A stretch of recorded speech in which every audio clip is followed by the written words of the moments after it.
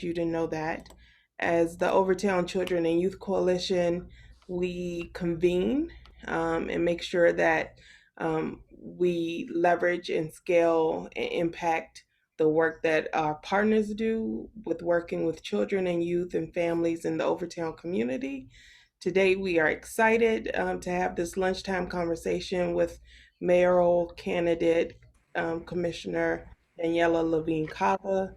The conversation and all the questions will be moderated by OCYC's chairwoman, Celia Nelson. We thank you for coming, and Celia, I will turn it over to you. Thank you very much. All right. So good afternoon, everyone. Again, I'm Celia Nelson, current chair of the Overtown Children and Youth Coalition. I also serve as CEO of Urgent Inc., an anchoring youth development organization here in Overtown. So again, I thank all of you for joining us here this afternoon for a continued conversation with candidates vying for public offices in which their policies will impact the Overtown community. I hope we all know by now that Tuesday, November 3rd is the final day to vote, and early voting will end Saturday, October 31st. So there is no time to waste. So now on Monday, OCYC hosted a dinner conversation with Miami-Dade County mayoral candidate Commissioner Bovo, and today we have with us his opponent. So let us welcome again Miami-Dade County Commissioner Daniella Levine Cava, candidate for Miami-Dade County Mayor, and we are happy to have you here with us this afternoon.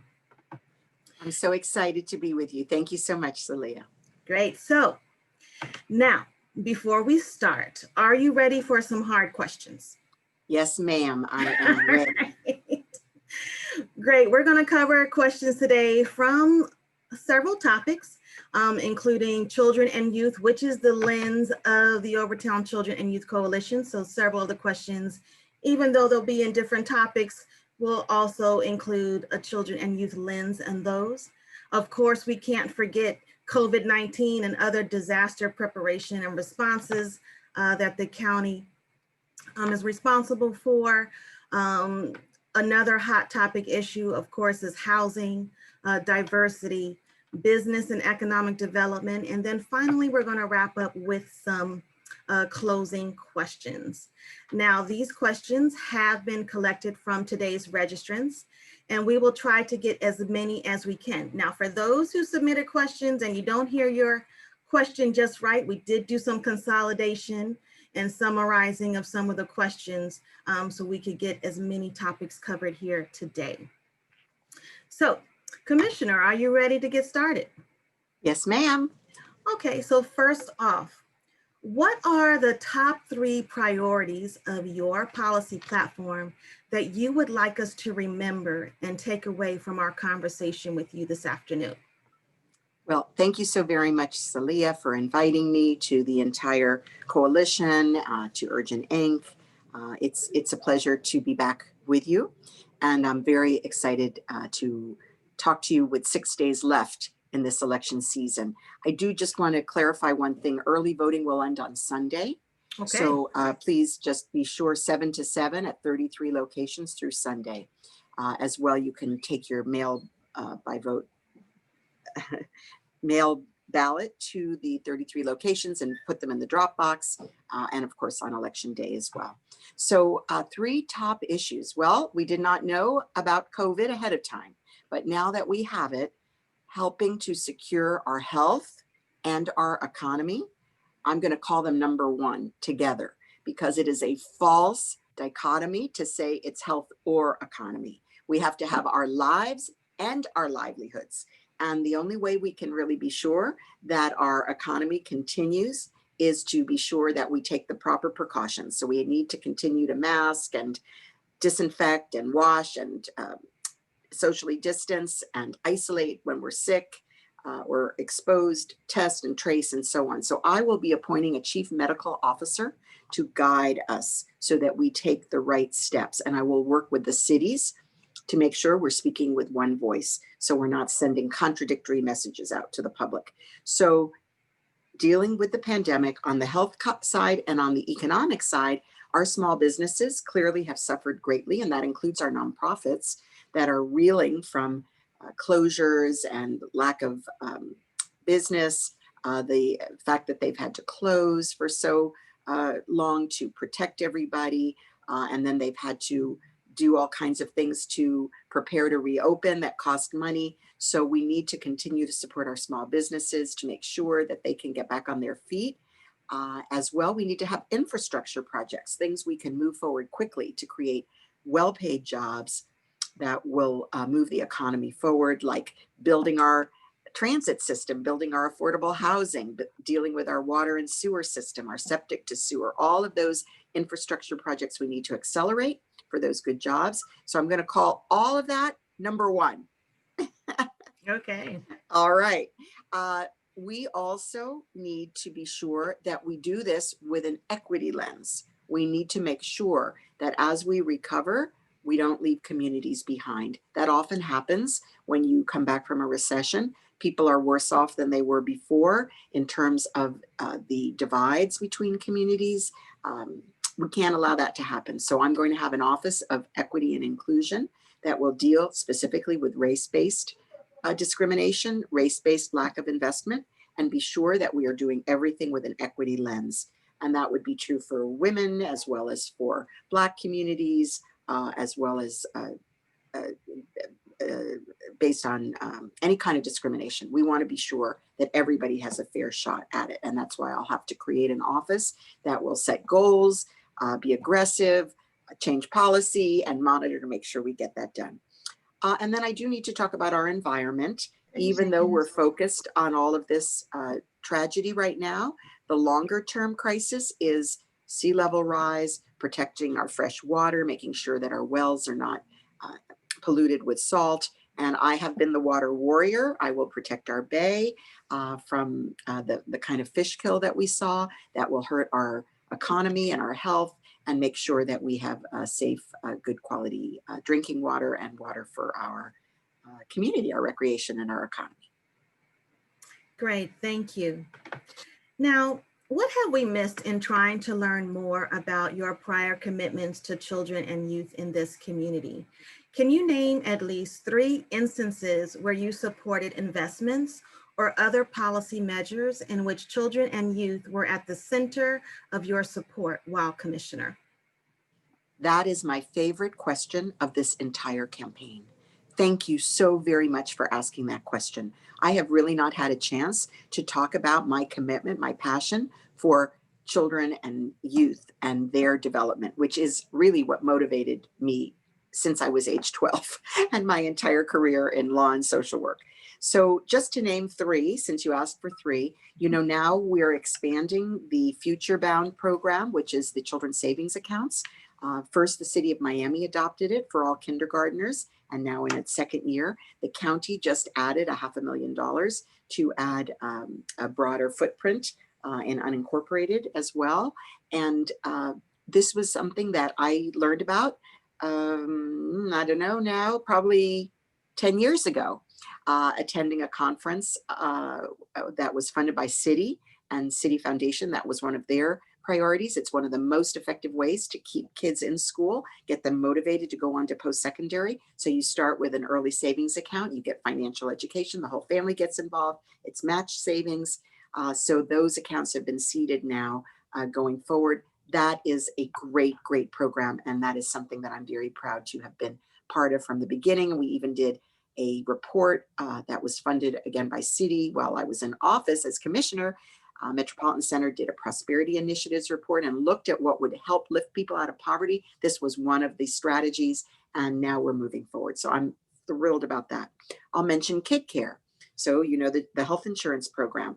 I was very involved personally through Catalyst Miami, formerly the Human Services Coalition, and lobbying for Kid Care, making it a reality in Florida. And we were the very first organization to do active outreach and enrollment. Of course, that grew and it became part of our prosperity campaign at Catalyst that linked earned income tax credit, health, and food assistance. So that would be a number 2.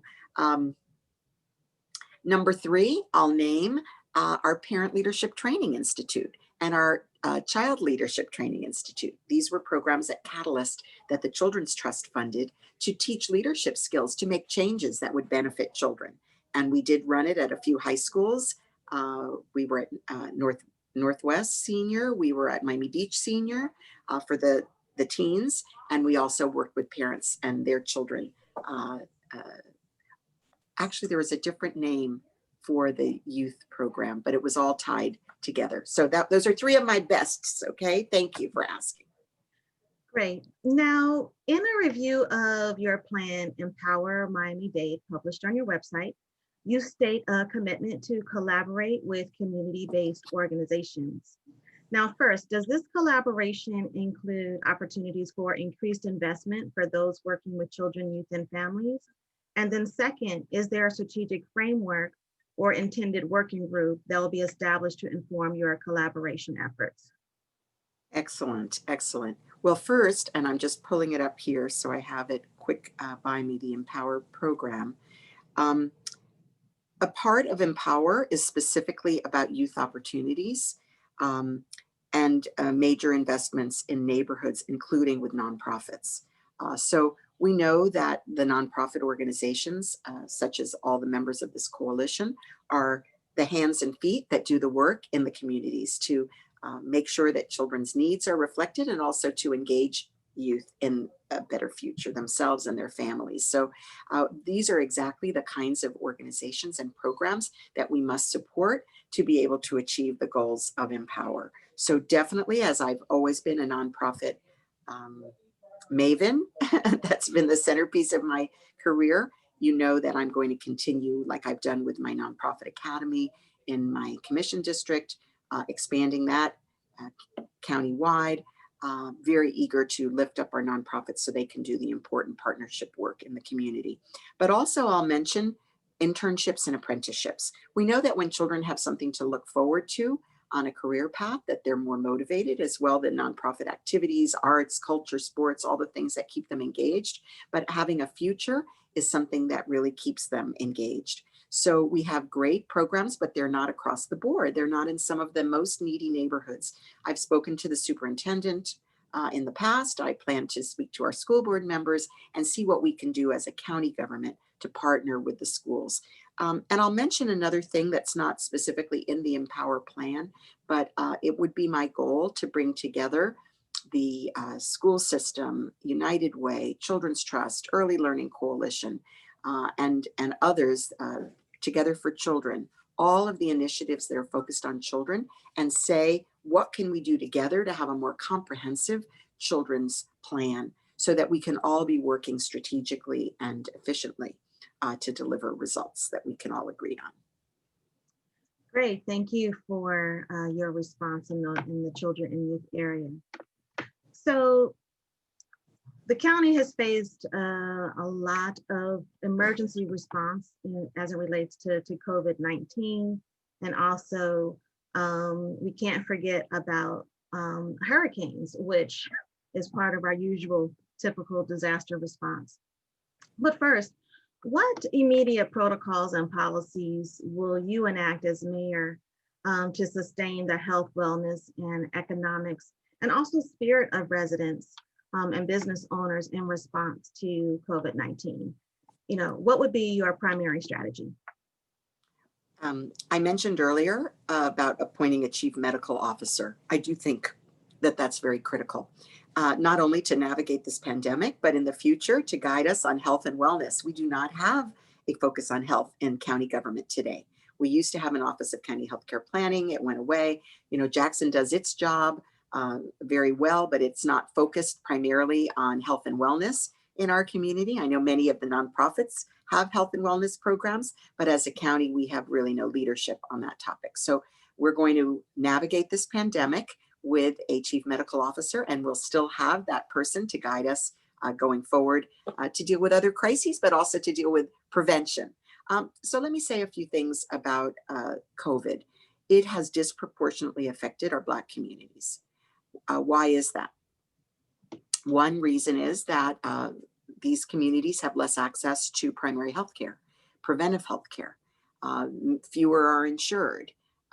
live in neighborhoods that may be environmentally unhealthy, live in more crowded conditions where contagion is more likely, work in jobs that are more likely exposing themselves to risk. A higher percentage are essential workers.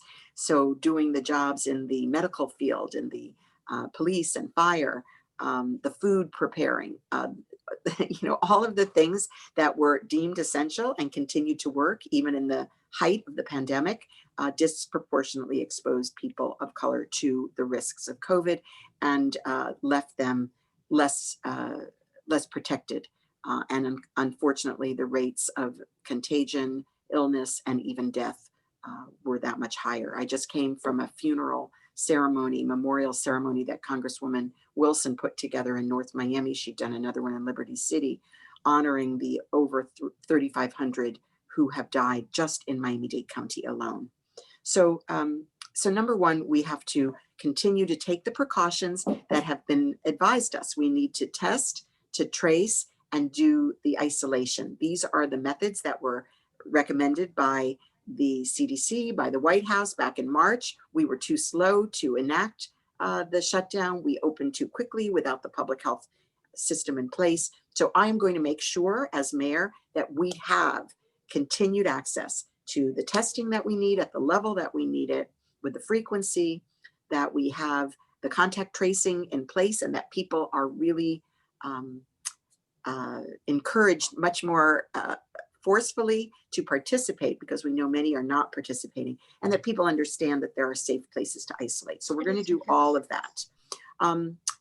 I think those are the main things that I'll say, but I do think we have to have a clear common message. I spoke this morning to a group of city mayors, and I said that right away as mayor, we'll pivot to convening the mayors, and so we can have a common message. The governor has lifted all these restrictions that were put in place by our county mayor, and it's on us now to communicate to the public that they must not let up. We must not let up. We need to continue all of the precautions, and especially for those who are most vulnerable, they need to be even more cautious, and anyone who has contact with the most vulnerable to even be more cautious.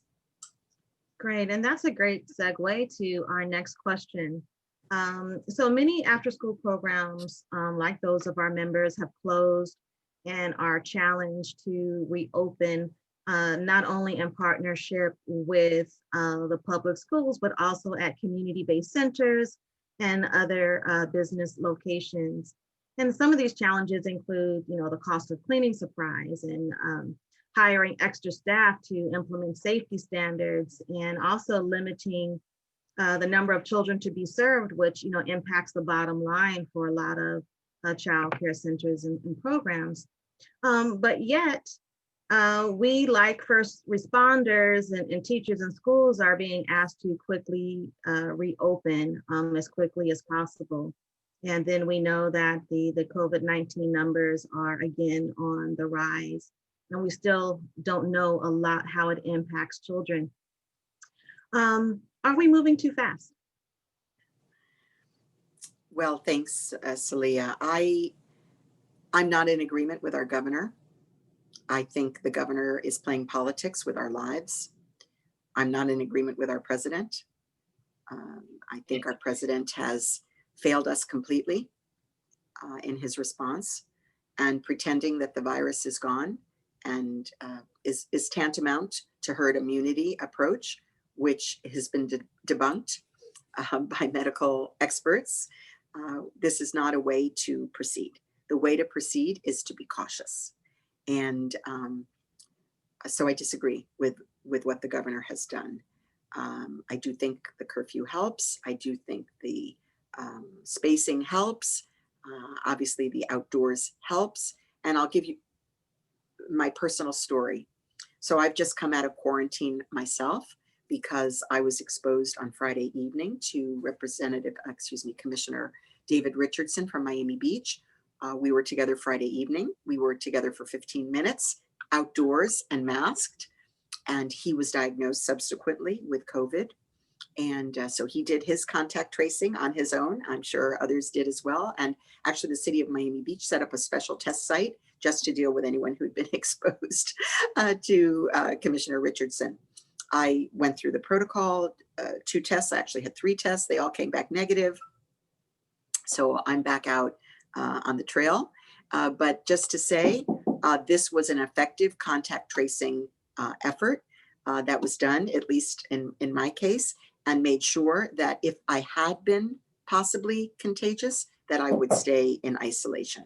So that's where, you know, that's what we need to do. We need to be cautious. So what can we do given that the governor has seen fit to override local responsibility and local control? We need to have a shared message. We need to make sure the public knows that the most effective thing they can do is mask. That has been established. And then again, all these other protections. So we just need to speak with one voice. We need to have a really good public relations marketing effort to communicate. And we need to, again, speak with one voice. That would be the business community, the nonprofit community, and the cities as well. So that will be my plan. Great, thank you. Now, this has been the topic of conversation for a while now, but has been really back in the forefront, and that is the issue of the digital divide. And in response to remote learning and remote schooling, this issue has gained some more traction. And so, where do you stand on seeing access to Wi-Fi in the internet as part of the social good and needing to be a universal utility because of the way that schooling and the economy is moving today? So very, very true. And I don't know if you were involved as I was after when President Obama first came in and we had a massive bill on infrastructure, and some of it was directed towards the digital divide. And we had a lot of meetings at that time about how we could expand access and people really recognizing the critical nature of that. And now here we are so much aware of it because of the fact that schooling and all these activities have become virtual, and we know that leaves so many behind. So what I've done in the short term is I've lobbied for the libraries to expand their network. And maybe you've noticed that at the libraries now there are actual designated parking spots where you can pick up the signal from inside the library. You know, it extends outside the walls to the parking lot, and they want to encourage people to utilize that. I've inquired, and I have not yet heard, but as mayor, I could be more aggressive about this, that we do it with all county buildings, because all the county buildings have access to internet that could be available to the public. So then I've spoken to a couple of the internet companies about what they could do, and they are ready to talk about how to expand service. A few of them are doing it already on their own, either for free in certain areas or at a reduced price, or they're not cutting off the service during the pandemic. But we need a comprehensive strategy. We're leaving our children, we're leaving our workforce behind. And by the way, this has also revealed how critically important libraries are. And you may remember, some of you, that we had to fight to prevent libraries from being closed. Their hours were dramatically cut back. I was part of a blue ribbon panel before I was elected to office, and we fought really hard to keep those libraries open. And now library hours are expanding, and the services at libraries are expanding, because we know that that's a kind of a stopgap for people in terms of employment, in terms of homework, in terms of life, right? We cannot live without these devices. So very, very critical. And we know that children have lost, in many cases, a year or more of their education because of this divide. It's tragic. Thank you for your response. And finally, a staple of crisis response in Miami-Dade County is preparation for hurricanes and response to hurricanes aftermath. And that continues to be a challenge, and heightened so for certain communities, from flooding to access to shelters in regards to transportation, the losses of wages and business income due to business closures, for example. What policies would you be promoting so that the county can be more responsive to community residents that face challenges in response to not only preparing for hurricanes, but responding to Yes, yes. some of the conditions that are evident afterwards? Thank you. That's another really great question that I've not been asked on any forum for a year and a half. So important. So basically, we have the future prospect of more extreme weather. I was trained by Al Gore. I'm a climate educator, so I'm as pretty proficient on the topic. And we have to, as you point out, serve those who are not in a position to be paying lots of money for making their homes more, hardening their homes, greater infrastructure. We do have the weatherization program that's federally funded, but quite inadequate. Actually, it's open right now. So if anybody knows families that might be in need for hurricane shutters or some other assistance. But I promoted a program called SELF, S-E-L-F. It's an acronym. It was recently promoted in a newspaper article that Jacksonville, I think it is Jacksonville, is using it. It's a way of providing low cost loans to homeowners who are low moderate income. It's different than the Y Green program, which I also support. Y Green is at a higher interest rate and also is collateralized on the home. So we don't want to put people in that position of risking loss of their home to be able to do some of this hardening. But we know there's climate gentrification. We know that there are some of the poorer neighborhoods are actually on higher ground, and those properties are being bought up for conversion to higher rent or facilities and pushing those out, people out who are living there now. So we have to work on helping people harden their homes. We have to work on making sure that gentrification does not push people out of these neighborhoods. And I passed legislation through the community redevelopment agencies to make sure that people would not be displaced, and if housing is built, that a percentage is set aside for low and low moderate income. You know, the work that the city of Miami is doing with the Forever Miami Forever Bond, lifting roads, pumps, and the like, we're going to end up doing that work countywide. Miami Beach is doing work, the city of Miami, other parts of the county, not so much so. And we're going to have to work together countywide to fix that. And you didn't mention it, but the septic to sewer, you know, that septic that is too low, and with the ground water rising, it is polluting our groundwater and our bay. And we're going to be aggressively pursuing septic to sewer conversion, which will be very costly. And we're going to have to find ways to assist people to do that in the interest, the public interest of all of us. Great, thank you. So let's move on to housing, which is another hot button issue here in Miami-Dade County, and especially so for the Overtown community. And so just recently, there are developers that were looking to build new housing in Overtown that was going to be designed for, you know, civil workers like teachers, firefighters, but were geared towards, you know, single person dwellings versus family units. And so that was held up, and it just kind of raised the, you know, alarm around how can we really address the critical issue facing families in affordability in terms of not only purchase, but, you know, renters. We have a lot of renters here that are being impacted by higher rents and low quality housing units. So what would be, you know, a couple strategies related to policy that you would be prepared to advance as mayor?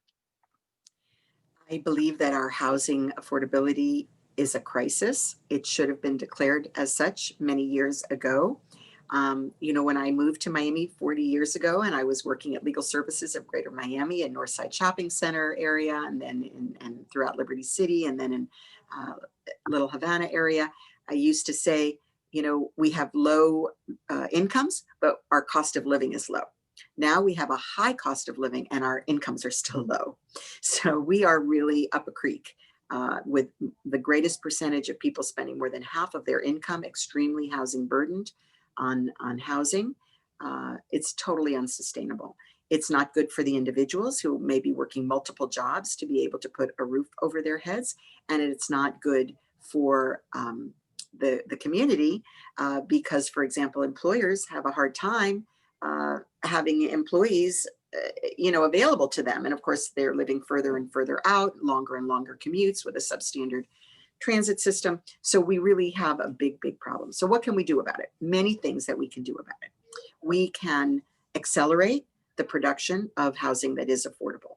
We can make sure that the permitting process is efficient. There are a number of barriers which I've identified that we can, I am planning a major overhaul of how we handle these issues because they are not customer friendly. And that's for people who are trying to produce the housing that we need. The cost of the production also can be reduced by form building and other methods that I've learned about. Also, smaller bedrooms, fewer bathrooms, you know, things that really bring the costs down. We also need mixed income communities, mixed income developments, where the higher end helps to subsidize the low and low moderate end. That certainly has worked in other places and needs to be done here. As I believe the only place we actually have that right now is in Coconut Grove. There are a couple of projects that are actually mixed income. So this is something that needs to be promoted. We also have quite a number of county lots and other public lands that can be utilized for free for housing. So that reduces the cost. So all the things that we can do to reduce the cost, long-term affordability through community land trusts, which is a method that I brought to the county, increased density, what we're calling accessory dwelling units or granny flats. So if you have a property and you have a shed, that shed could be made habitable and legal, and then that's an extra dwelling unit. They're also doing co-housing where people share the commons, like being a college student in a dorm or a suite, and people have their own locked bedrooms, let's say, and then shared common space. A number of projects are coming along like that to help young working people. It's more so designed for single people. But clearly we have a huge, huge problem on our hands. We need to use all of our surtax money. I believe we should do rent to own, which has also not been the norm. So those are a few of the solutions that we have to have. And more subsidy. We need to use all of our surtax subsidy, and we need the state to not take away, not to steal our Sadowski affordable housing funds as they've done for the last many years. Great. And two other things on two different spectrums related to housing. One is the policy around rent control, and the other is policy surrounding homelessness.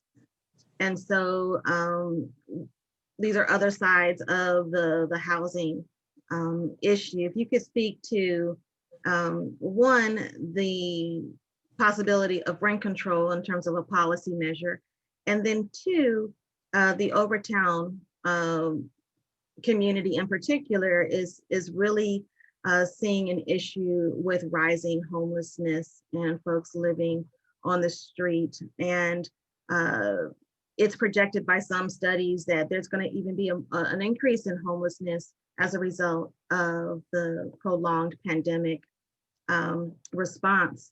And we see a saturation of homeless shelters in this community as well. And so not only are we absorbing folks that are becoming homeless in this community, but however, coming to this community because of where the homeless shelters with limited capacity are located. So what would be your two-tier strategy to address these issues of homelessness, especially in already challenged communities? And then is there a possibility for you to support rent control here in Miami? Mm-hmm. We have at least 3,000 residences in the pipeline for eviction. During this eviction moratorium, those have not moved forward, but we definitely have people who are going to be displaced if we don't come up with a solution. We do not have adequate space in our shelters for all those households.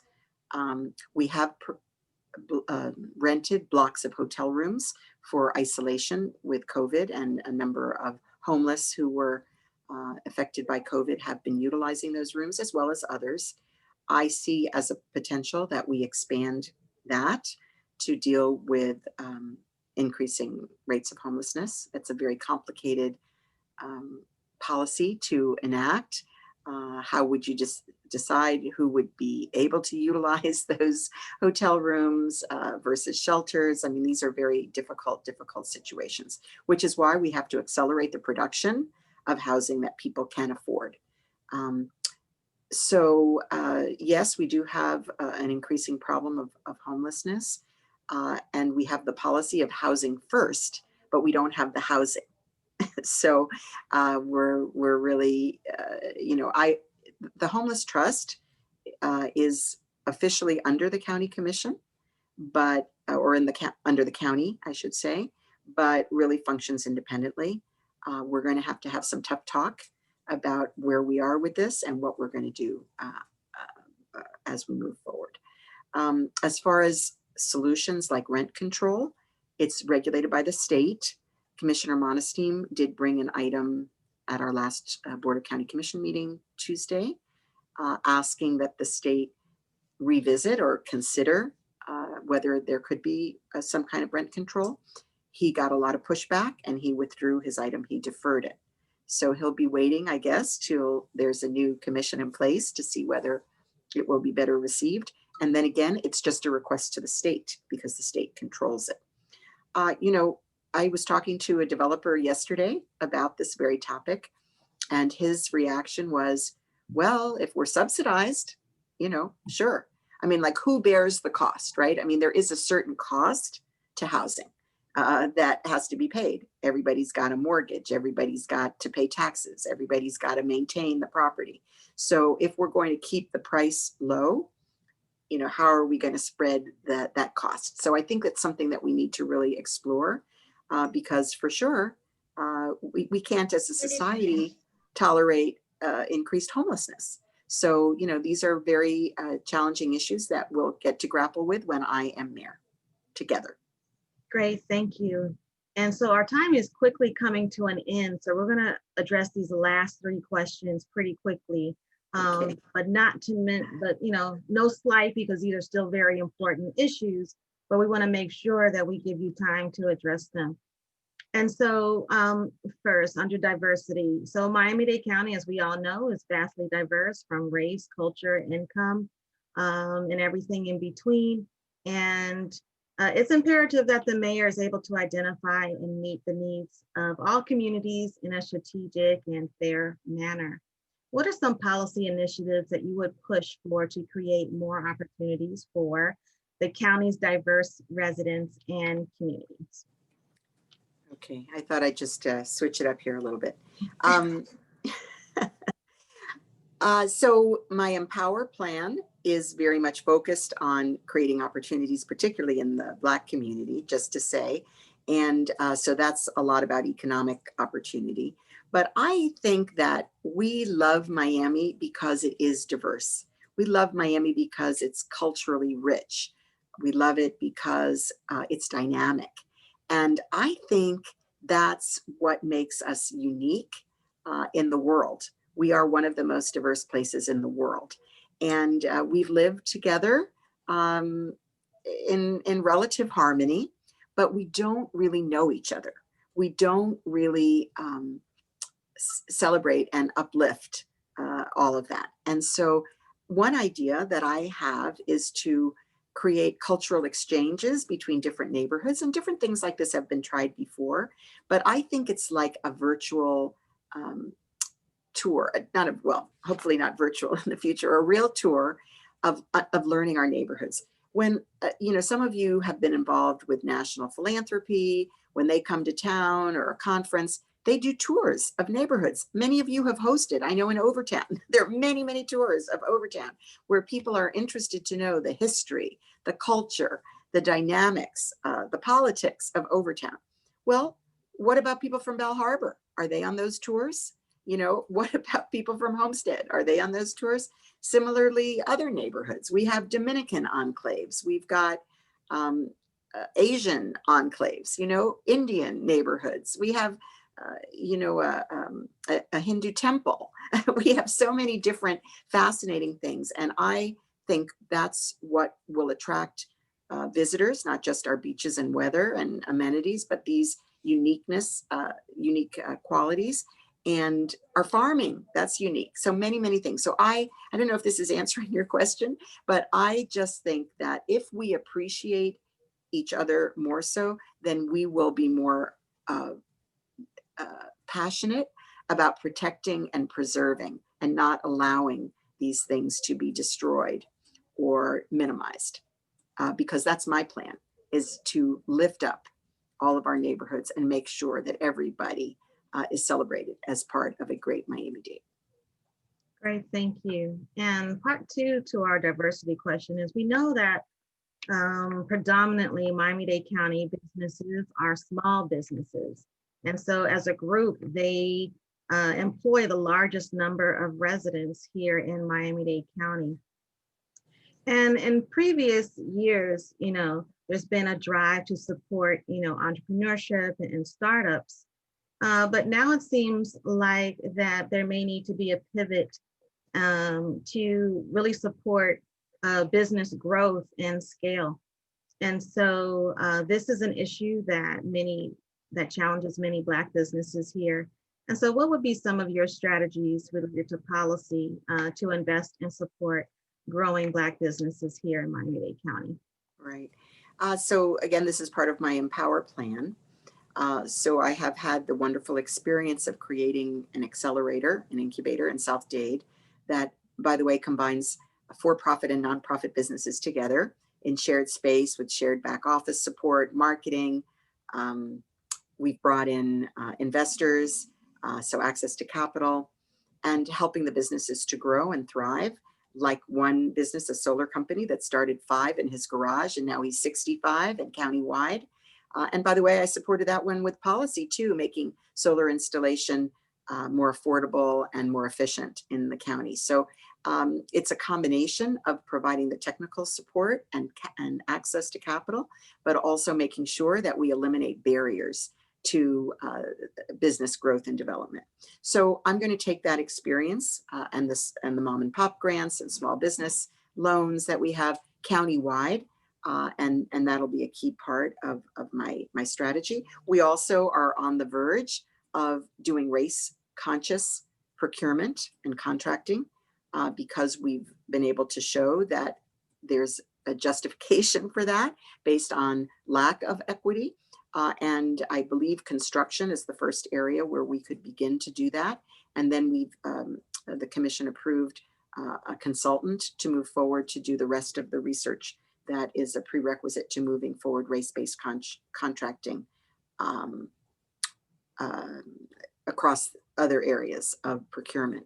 And by the way, I got past we're the first county to adopt the Convention to End Discrimination in All Forms Against Women, a UN charter that was never adopted by our country. But as a result of that, one of the pieces of legislation that I got passed was pay equity for women in contracts, where a contractor has to pledge to pay equitably to women. So I'd like to see that move forward to pay equitably across race lines as well, race and ethnic.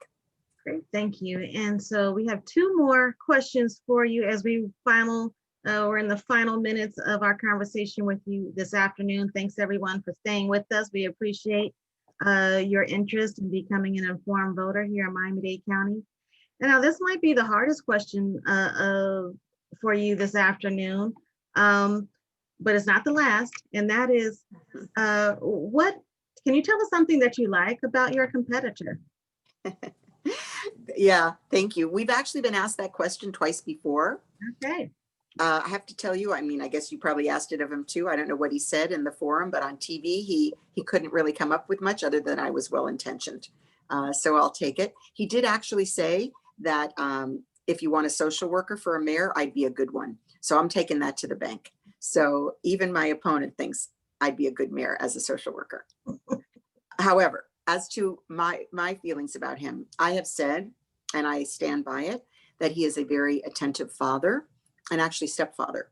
So he often talks about his children. I know he has a young one in school, at home. They've been doing the homeschooling thing. Sometimes we've seen his son during Zoom calls, and he's traveled to be with another son who's an actor. You know, he lifts up this and celebrates his son's successes. He has another son who's in office in Hialeah. So I will say that I think that he is a caring and attentive father. Great. And our final question for you this afternoon: why should we vote for you to be the next mayor of Miami-Dade County? And if you're selected, what would you like your performance to be graded on? Well, I am the real deal. Okay, I am what you see. I will always be that person for 40 years fighting for families and neighborhoods and small businesses across Miami-Dade County. That's what I've lived for, to uplift communities. And that's what you'll get as mayor. So if you want a person who is radically honest, radically accountable, radically ambitious to get things done, radically ready to serve the community, that would be me. Honest and radically ready to be your mayor. How should I be held to account? On everything that I say. And I am going to make sure that we have a new kind of county government, the kinder, gentler county government, the one that reports to people what it is we're doing, that listens to people about what matters to them and engages them in solving these challenges, because we cannot do it alone. Thank you. And so that brings us to a close of our lunchtime conversation with mayoral candidate, Commissioner Daniella Levine Cava. You are here, if you joined us on Facebook, on Zoom, you are here with the Overtown Children and Youth Coalition, whose purpose is to convene important conversations that centralize children and youth in this community. And so thank you for your time this afternoon. I hope all of the voters who've joined us here this afternoon have learned a little bit more about the candidate who's running for Miami-Dade County Mayor in 2020. Certainly an important election for all of us. All of our votes count.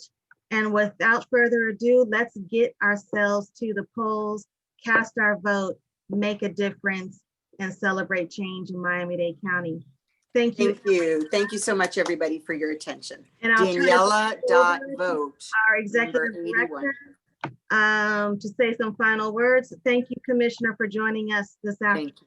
Thank you so much. Yeah, thank you, Commissioner, for joining us. I think she went away, but this has absolutely been engaging, and I certainly learned a lot more from the candidate, and I really have become enthused about it. Thank everyone for attending this evening.